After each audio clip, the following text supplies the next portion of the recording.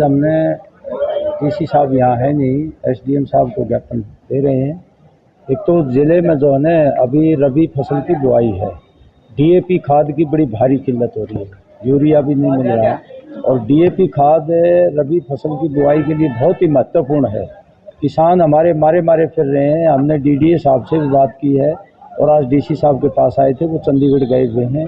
हम अधिकारियों से बार बार विनती कर रहे हैं राज्य सरकार से कि रबी फसल की बुआई के समय पहले से ही प्रबंध किया जाना चाहिए था डीएपी खाद का, लेकिन अभी भी हम ये कहना चाहते हैं कि किसान बहुत परेशान हैं।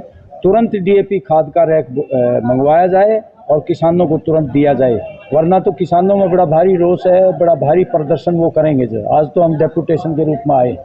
दूसरा हमारी मांग है कि यूरिया भी दी जाए, यूरिया की भी कमी हो रही है और बाजरे की जो खरीद और उसकी उठान और भुगतान ये तेज़ी से किया जाए। काफ़ी बाजरा पड़ा हुआ है, जगह नहीं है किसानों को बाजरा रखने की जगह।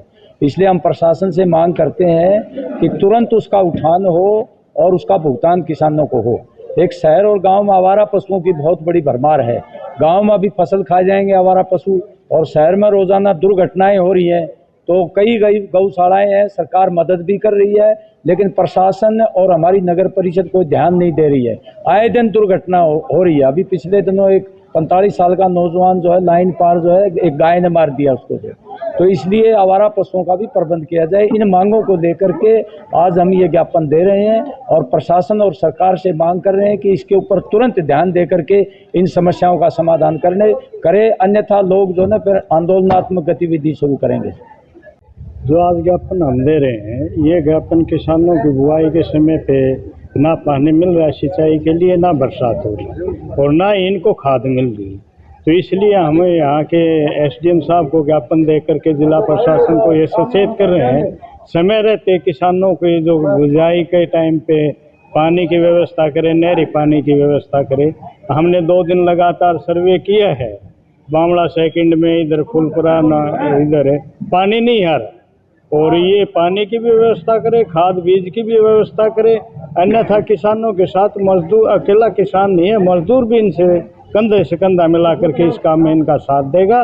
और जो बाजरे की इसे फसल का सवाल है, धान की फसल का सवाल है, मंडियों में ढेर के ढेर पड़े हैं, उनका उठान किया जाए, उनकी पेमेंट की जाए, ताकि वो भी किसान भी आगे मजदूर की समय पर पेमेंट कर सके जो उनके खेत में मजदूर काम कर रहे हैं। इसलिए हम कह रहे हैं ये मजदूर और किसान की एकता है, इसको जारी रखते हुए आज हम ये ज्ञापन दे रहे हैं और प्रशासन को आगे कर रहे हैं।